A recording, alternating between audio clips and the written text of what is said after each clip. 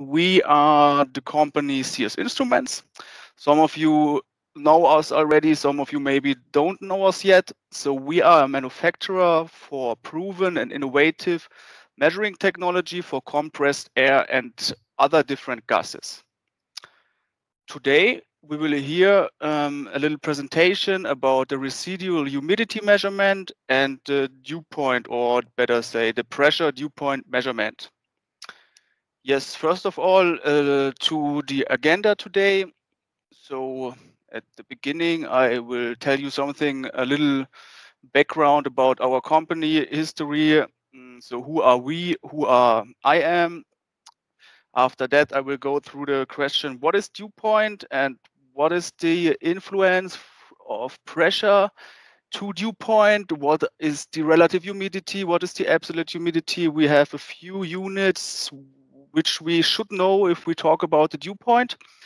And I will explain them shortly, briefly. Yes. After that, we will see how compressed air drying is done, or what amount of water really could occur after you dried your compressed air properly, and how much residual humidity is left afterwards in our system if we dry with refrigeration dryers or adsorption dryers.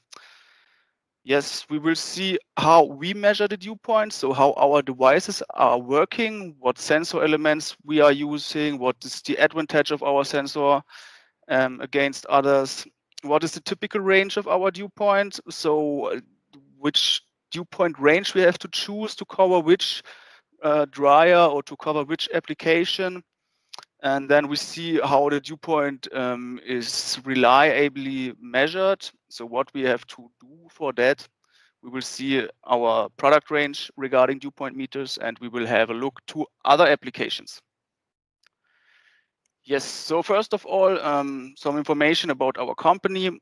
CS Instruments is a medium-sized, owner-managed and innovative company.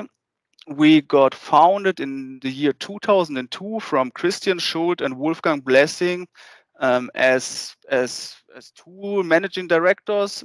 In the beginning, we had two managing directors. Now, in the meantime, Christian Schult unfortunately died, and Wolfgang Blessing is our sole managing director. We have two locations over Germany. So you can see on the pictures here in the lower, on the left side, lower left side, you see the location north. So this is our location Harrisley. Harrisley is almost at the Danish border, so really far in the north of Germany. Then we have another location in the southwest of Germany, where also I am located. So there I am here at the moment in the location south. We are nearly to France and nearly to the Swiss border. So we have approximately 1 hour to drive to Switzerland and 1 hour to drive to France. Exactly. So we are approximately 100 employees worldwide, so globally at the point of view today, and approximately 20 of them are engineers, external and internal. Yes, my name is Florian Buchner. You see my contact details here on the upper right corner. There's my email address. You are welcome to ask me questions after this webinar, to contact me also in the future if you have questions regarding our product or regarding everything else, sales, I don't know, technical issues, whatever. You can contact me every time. Yes, we are not only producing dew point transmitters or residual humidity meters. We have a wide range if it comes to measuring tasks about compressed air applications or other compressed gases, or also relaxed gases, also possible. For example, we have measuring devices to prove or to control the efficiency of your compressed air production. This is mainly, or that are mainly power meters and flow meters. Power meters to measure the power consumption or the energy consumption of your compressor, so how much energy is consumed. And on the other hand, we have flow meters to install directly at the outlet of your compressor, directly on the wet side. So before your dryers and before your filters, directly at the outlet of your compressor here in this area. Sorry. So we are able to see what the compressor consumes in energy and what we get out in compressed air. So we have the direct relation to each other. So how much energy I need to produce a specific amount of compressed air. And this is also a really important thing if we want to calculate our compressed air costs, because out of our energy costs, we can easily calculate our compressed air costs, because our energy costs are every time really well known. So this is really exactly or accurate. We can say how much we pay for our energy. Exactly. And when we measure it like this, we can directly say, okay, 1 kilowatt, for example, just for example, this amount of kilowatts produce this amount of cubic meters. And then we also can see or get an impressions about the efficiency of our compressor. So maybe over the time we will get a little bit worse in the efficiency. So maybe over the time more energy is consumed to produce the same amount of compressed air we can do today, for example. And so we can see if the compressor lose from his efficiency or will basically stay the same. And we for sure can also calculate our compressed air costs. Yes, a really big part of our product range are the dew point meters, the humidity measurement. So this is basically to check your compressed air system to humidity. Are my dryers working properly? So what really are my dryers designed correctly, for example? What is really my residual humidity in my system, and what could be if I in the worst case, for example?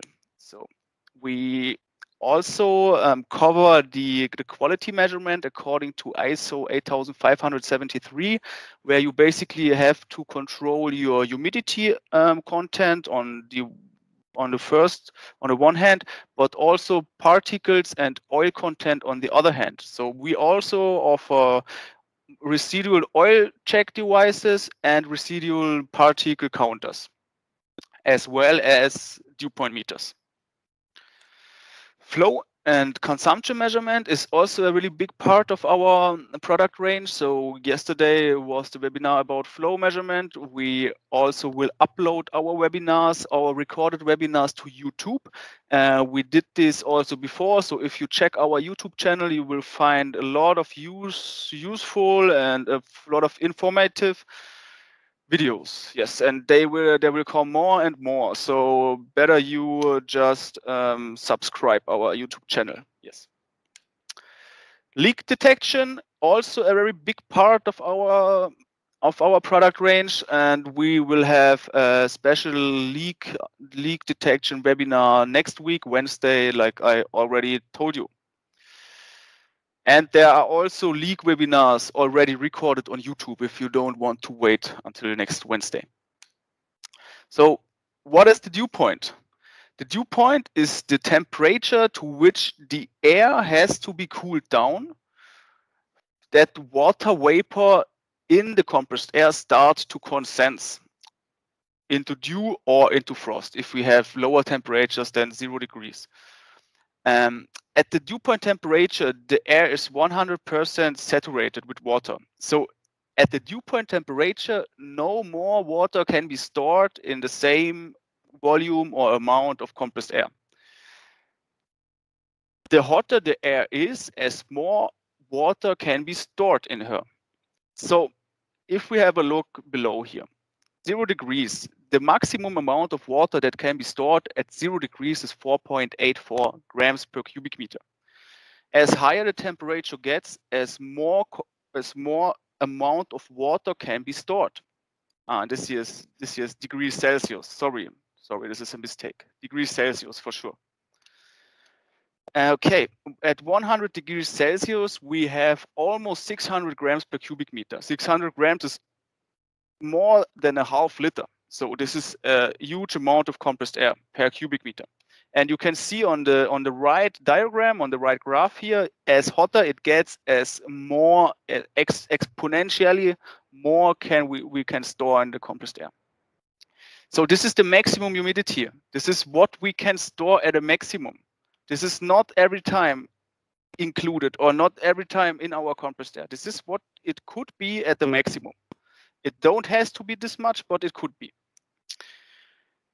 Now we have other units. For example, not only the maximum humidity, we also hear about absolute humidity, relative humidity, and dew point, for example. So first of all, to remember, absolute humidity and maximum humidity are basically hand in hand with each other, as well as relative humidity. Relative humidity gets calculated out of absolute humidity and maximum humidity. Absolute humidity, how much I can store at a maximum. Absolute humidity, how much is really included, how much is really inside in our volume of compressed air. Multiplied with 100, then we will get a percentage, and then we will have our relative humidity value. So for example, 10 degrees, we have a specific volume at 10 degrees Celsius. 10 degrees Celsius, and we here have the absolute or the maximum humidity, which can be stored of 9.356 grams per cubic meter. If we would really have this amount of water inside our volumes or inside our compressed air, then absolute humidity and maximum humidity would be the same. This means, so if absolute humidity and maximum humidity is the same, we can see from our formula here below, the relative humidity should be at 100%, saturated. No more water can be stored. It's saturated now. Dew point of 10 degrees. So this is our first example. If we would lower our temperature here now, water would drop out because we cannot store more water because we are getting lower in the temperature, not hotter. If we would get hotter, like on the example on the right side, 20 degrees Celsius, for example, we have the same amount of water stored in this volume. This is the same amount of compressed air. We only get temperature to 10 degrees more. At 10 degrees more, the maximum humidity is not only 9.356. Now we are able to store more at the maximum. It's 17.148 grams per cubic meters. But we didn't get any water inside our compressed air. So the amount of water which is really included is still the same. It's 9.356 grams per cubic meter. We could store more, but we didn't.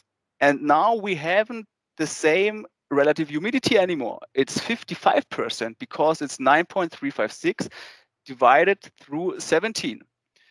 And this will give me 55%. My dew point is still the same. Dew point is 10 degrees because if I would lower my temperature now to 10 degrees, it would be the same amount of water inside, 9.356.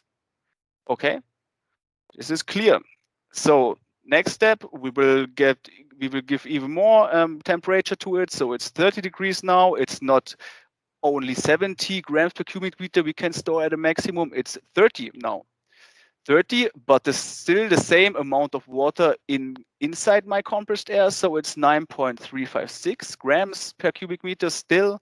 And therefore, we will have another relative humidity. It's now 31%.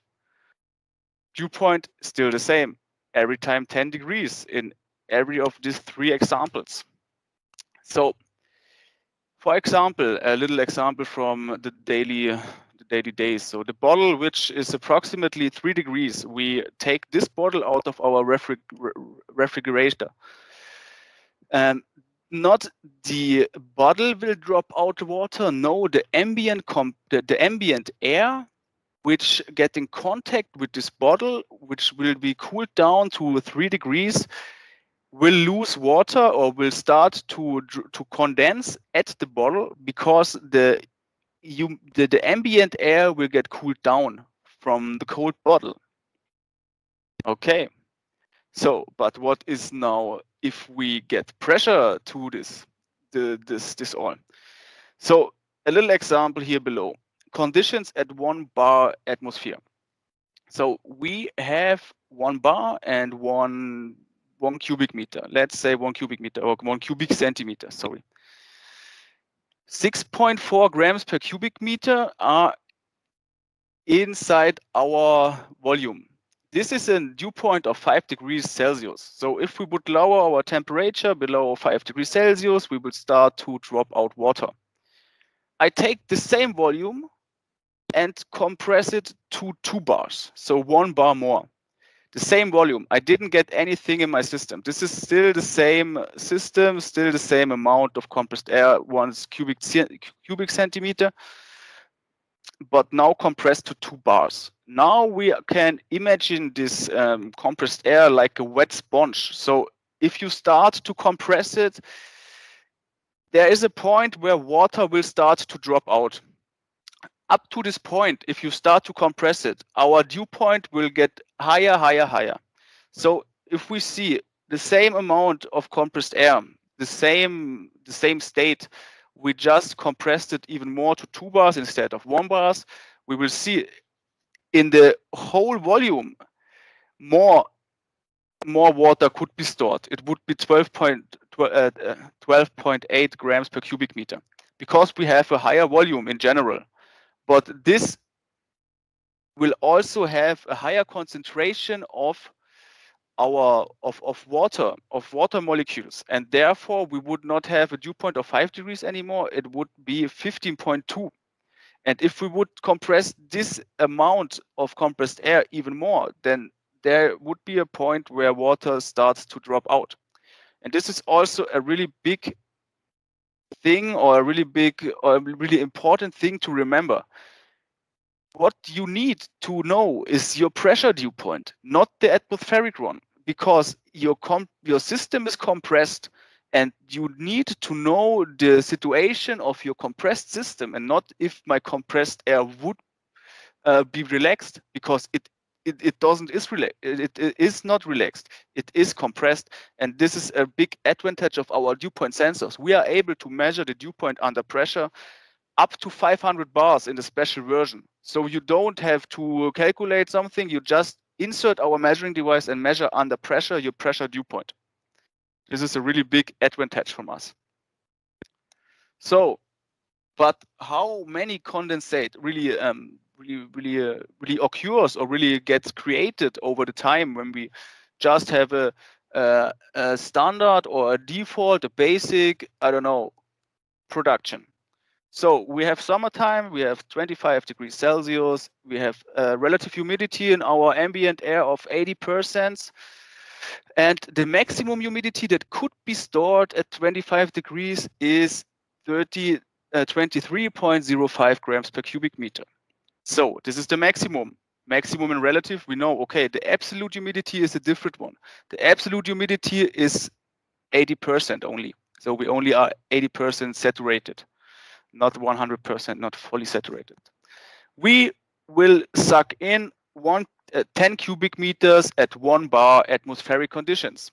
This is an amount of water we're sucking in of 23.05 multiplied with 0.8 normally first, because we are 80% saturated, multiplied with 10 cubic meters.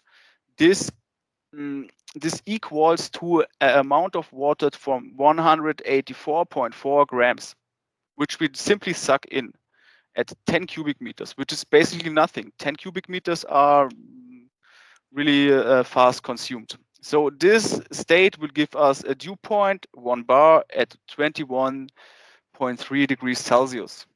Now we will start to compress this amount of compressed air to 1 cubic meter at 10 bars. We don't have 10 cubic meter at 1 bar anymore. We have 1 cubic meter at 10 bars. And now we also have a different temperature. We have 100 degrees Celsius. And at 100 degrees Celsius, we could store more, but we don't store more because we have a closed system. Sure. 184.4 grams are still inside my cubic meter at 10 bars now. My dew point rises because we compressed our amount of compressed air, like I explained one slide before. And now we will start our first processing, our first drying process. We will flow over a refrigeration dryer and cooling agent. This cooling agent cools my compressed air from 100 degrees Celsius down to 5 degrees. So this will give me a huge amount of condensate because I can store at 100 degrees much more water, 600 grams, like at 5 degrees. 5 degrees, about 10 grams per cubic meter, something like this. 600 down to 5. So, and then we see we will lose about 177.6 grams of water only because of our refrigeration dryer.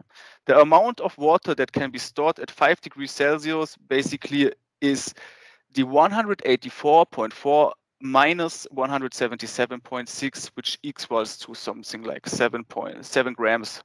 So there are 7 grams about left in our system. 6.8 to be accurate.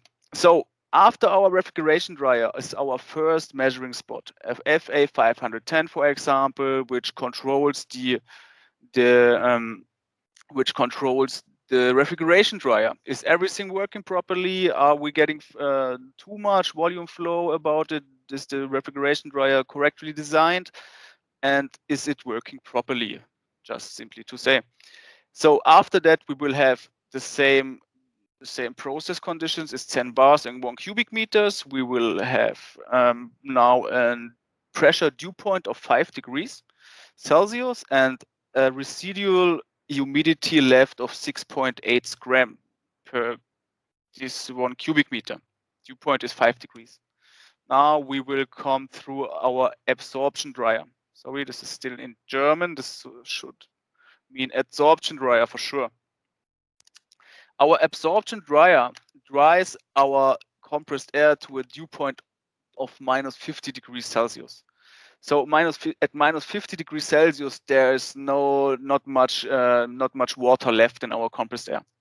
Minus 50 degrees Celsius creates a dew point, or it creates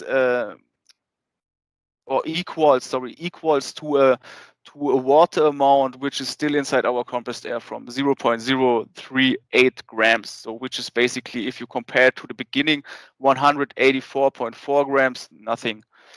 This is our second measuring spot after our absorption dryers, to control our absorption dryers and to see if they're working properly, to see if the process is still correct, to see if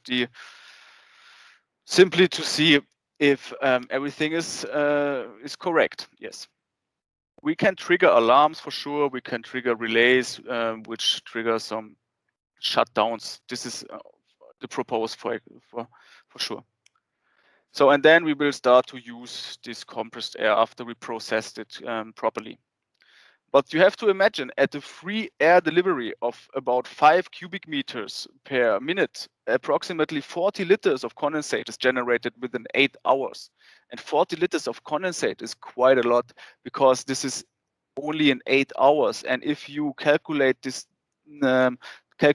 up to, I don't know, to a three shift, then we will have about 8 multiplied 3,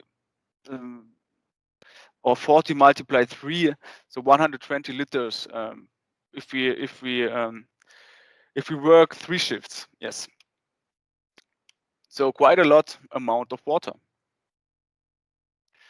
So what is now my typical measuring range for my dew point measurement? So that every time depends on what we want to produce, or what we're planning to do with our compressed air later.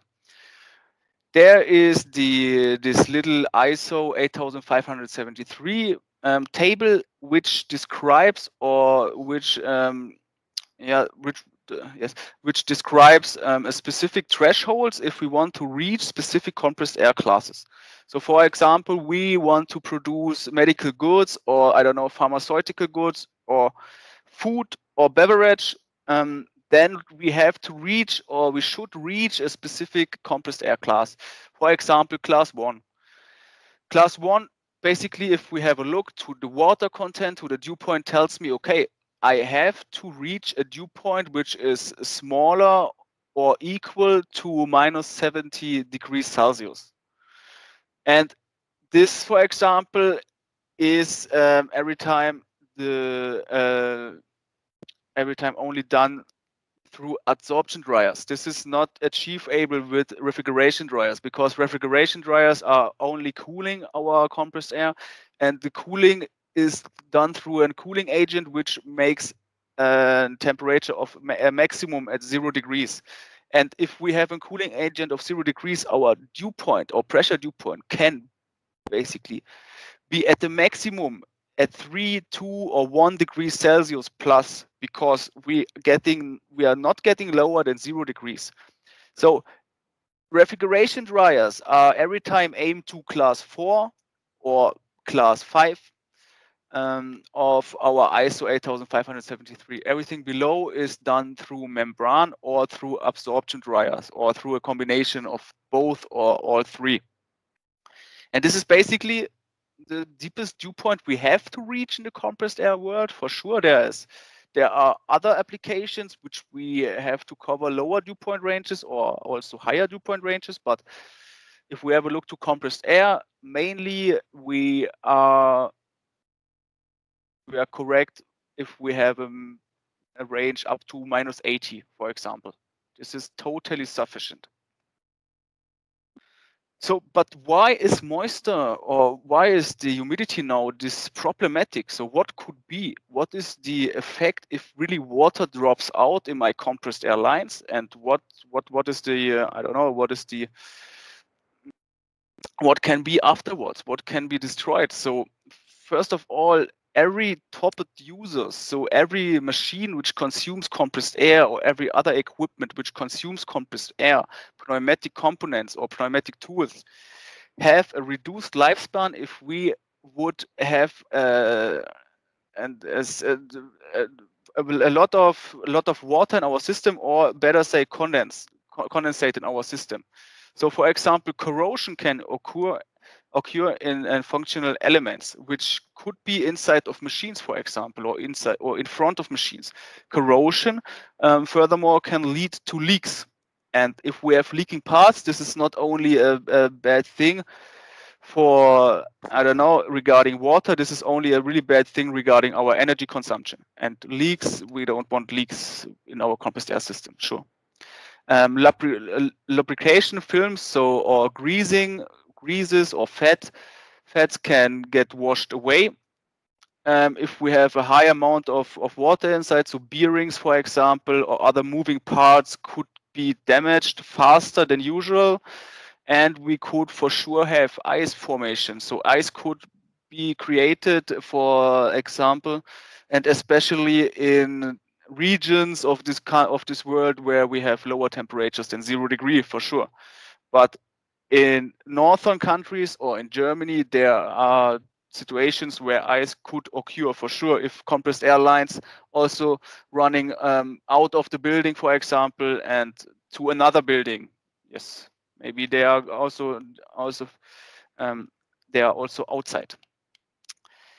Yes, we have an increased failure probability of the machines for sure. If we have condensate in our machines, they are not working as usual.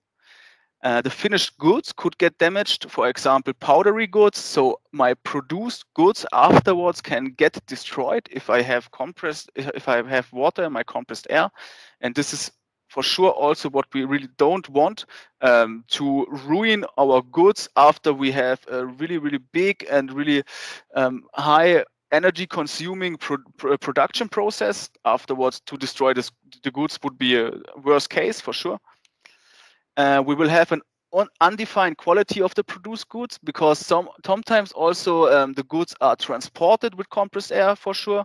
And if we have different amount of water in our compressed air, or also sometimes really condensate in our compressed air, then we will have an undefined quality. We cannot say, okay, this quality will be the same because we have the same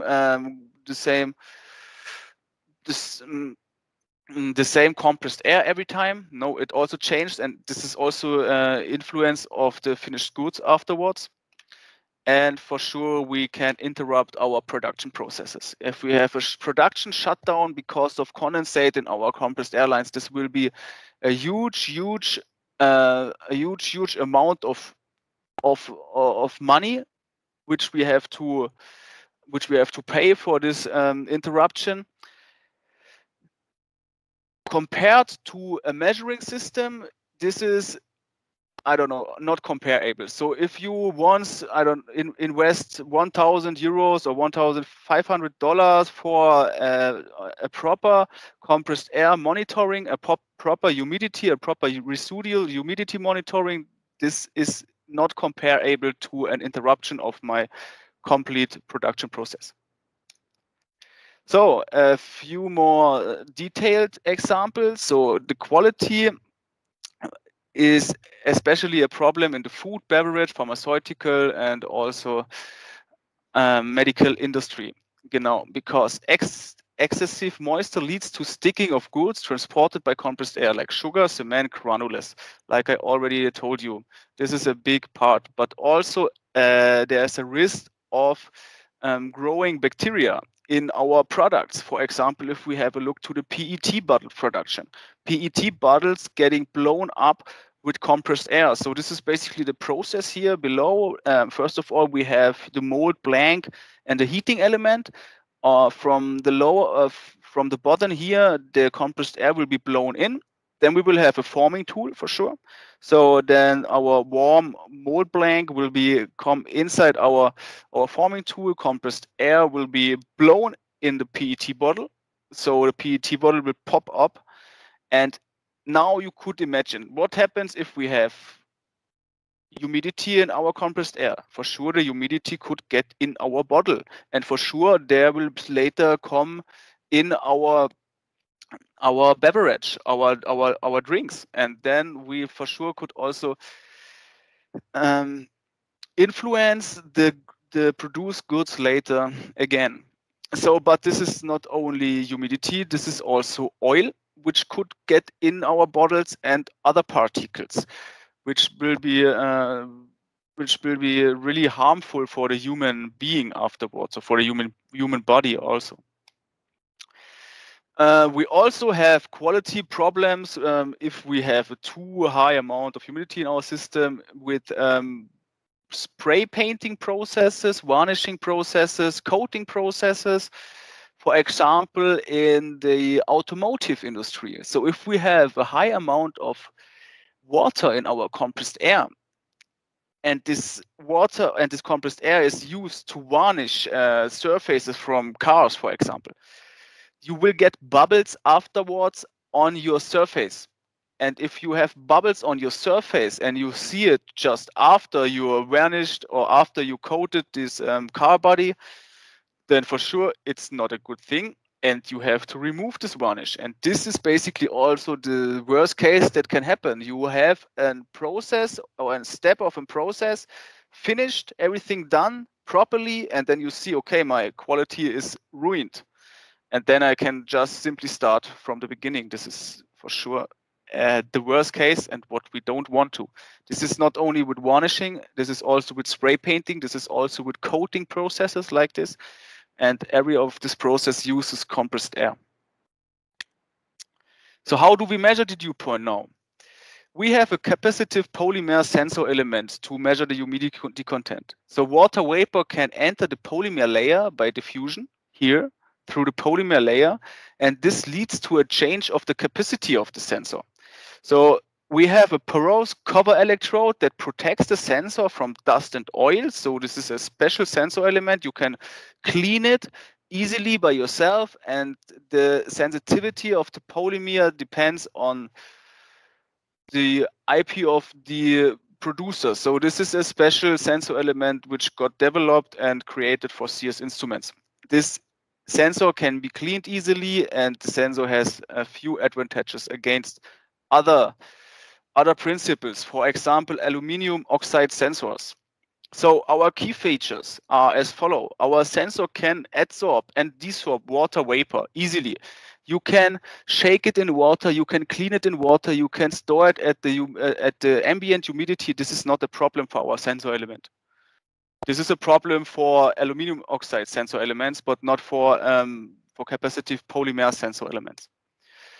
We are extremely long-term stable, more than 5 years. So we have devices installed, dew point meters that are running 7 years, 8 years straight. If we have a really properly treated or processed compressed air, so if the compressed air is clean and free from any influences, then we don't have this much problems really to be long-term stable. This is really a good thing for us, yes. So we can be cleaned in the field, even in the event of condensation or contamination of the sensor. You can shake our sensor in isopropanol. This is how we clean it if we want to clean it properly. Isopropanol is basically an alcohol. This will dry out afterwards again, or also it is shakeable, or you can shake it in water if you want to remove, I don't know, some bigger pollutions.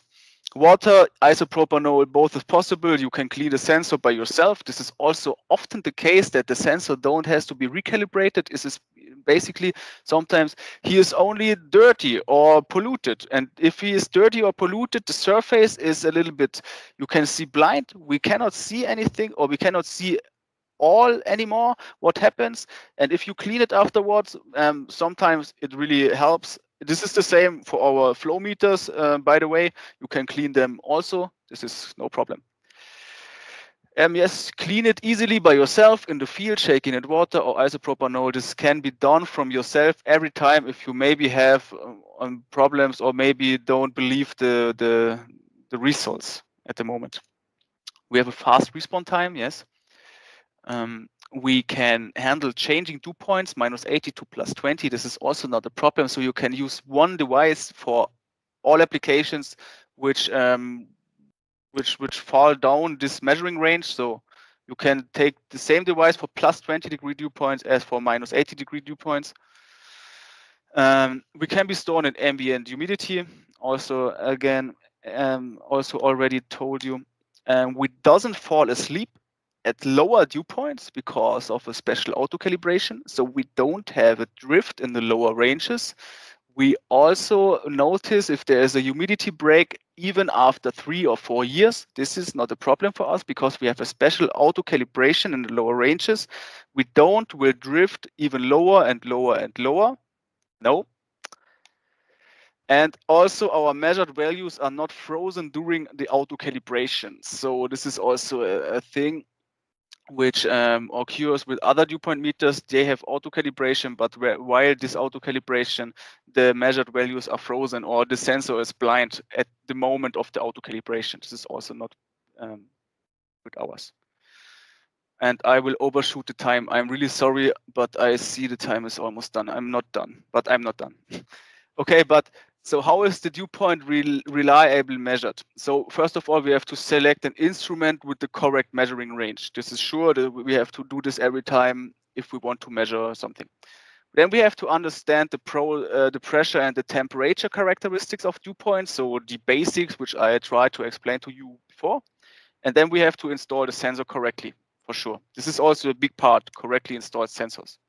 So first of all, to our product range, our basics dew point meter, this is the FA510, FA515. This is basically the raw transmitter. The raw transmitter will give you 4 to 20 milliampere output signals and RS485 Modbus output signals. We have the option for Ethernet, for the Ethernet version, but this raw transmitter, first of all, could supply output signals to any PLC, SCADA system, or BMS system. This sensor don't has any display, as you can see it. So, but we have also displays or also sensors with integrated displays. This is the FA500 or FA550. The difference between this both here is basically the IP protection class. The FA550 has an IP 67, and the FA500 has an IP of 65. Both available with display, and both has the option of more output signals than the FA510. We have a remote display for the FA510, which only shows you the dew point value, you can also attach some alarm units to it, some buzzers or some flashlights. This is also available. So if we exceed a specific dew point threshold, for example, we can get an alarm. Same available also as DS400 chart recorder. So this is not only a device which will show you the dew point. This is also a device which will draw a graph for you, which is able to store your values, to save your values, to act as a data logger. And for sure, we have also mobile devices, devices for the mobile use, for service technicians or for auditors, for example. DP400 and DP500. DP500 is the successor of the DP400 and also a very good device in my opinion. Yes, measuring ranges are between -80 to +20 degrees Celsius dew point for absorption dryers, and for example, -20 to +50 for refrigeration dryers. We have other measuring ranges on request, and basically we can achieve or we can adjust anything beside -80 to +50 individually, and this is also possible for us. An ATEX sensor, we have also an FA515 as an ATEX version, two-wire transmitters as well as three-wire transmitters, and this is basically our product range regarding dew point meters. Yes, what can we now see? What do we see if we now start to monitor our dew point? So first of all, we see, for example, the curve of a refrigeration dryer. A refrigeration dryer will never come down 0 degrees, like I already explained to you. This is what you can see. And when you have a humidity break, you will get a high peak, for example. As well, we can also monitor absorption dryers. Absorption dryers, which have hot generating switching chambers, for example. This is one hot generating absorption dryers, and you can every time see when we switch the chambers. And when we switch the chambers are mostly saturated or should be saturated, then you can see, okay, the dew point will rise and will come down again, will rise and will come down again. And we see the specific behavior of the dew point of the refrigeration dryer or of the absorption dryer or of any other kind of dryer from the compressed air dryer. We see the behavior, the specific behavior, and we can directly see if this behavior is normal or if this is maybe not normal at the moment. Yes. For example, we had a case where we saw an absorption dryer was overshooting up to +20 degree dew point, and then he was coming down again. So this was basically a failure of the dryer. The failure was false, or the intervals to switch the chambers, they were false, were not properly selected. Yes, and then we directly saw this. Okay, this dryer don't dries the compressed air properly because, okay, the chambers are switching irregularly. Installation, every time recommended with measuring chamber up to 16 bar. We can use the standard chamber up to 50 bar. We can use the stainless steel chamber, also stainless steel chamber if we have application where we have to follow surface regulations, where we have to cover our wetted parts in stainless steel, for example, then this one is suitable. A high pressure measuring chamber up to 350 bars is available, and a directly installation with the thread should be every time with the thread up to 500 bars. Yes, why we recommend the measuring chamber? Because the sensor lifetime will be increased. We have a much faster reaction time because the chamber lets out every time a specific amount of air flow to the environment, and therefore we have a constant flush through the chamber. So we will flush this chamber constantly with fresh compressed air out of our system, and then we will see directly what happens in our system. We have a much faster reaction time, and we have a really easy and fast installation. You just click it in with this quick coupling connectors here. If you can use these quick couplers in your country, we can unscrew it, deinstall the nipple, and then we have a female 1/4 inch thread and female quarter-inch thread where you can connect basically everything you want to on site in your specific country. Direct installation into the pipe is every time recommended up over 350 bars. Mounting overhead is not permitted because if we would really have condensate in our compressed air lines, everything will flow directly in our sensor and to the electronics. So if we would have water here, water would directly drop in our sensor and then it could be damaged. So we should use specific materials to sample our compressed air. This can be a PTFE, Teflon, for example, stainless steel or copper, because sometimes we have this low dew points that the humidity from outside could diffound to the inside, could come to the inside because of the partial pressure difference. And this is a thing if we have the wrong material to sample. So this PTFE, for example, stainless steel and copper are dense, they are tight, nothing can come inside from the outside. And this is a really strange phenomenon because we every time have overpressure, or in the most cases have overpressure in our sampling hoses, but the humidity from outside can come to the inside nevertheless due to the concentration differences. Yes, last slide. Other applications are not only compressed air. Our dew point meters also can measure in nitrogen, oxygen, hydrogen, methane, natural gas, biogas, SF6 gas for the current transformers. Vacuum applications are coverable, and the ambient air for sure in clean room applications, for example. I thank you for your attention. I hope you liked my dew point webinar.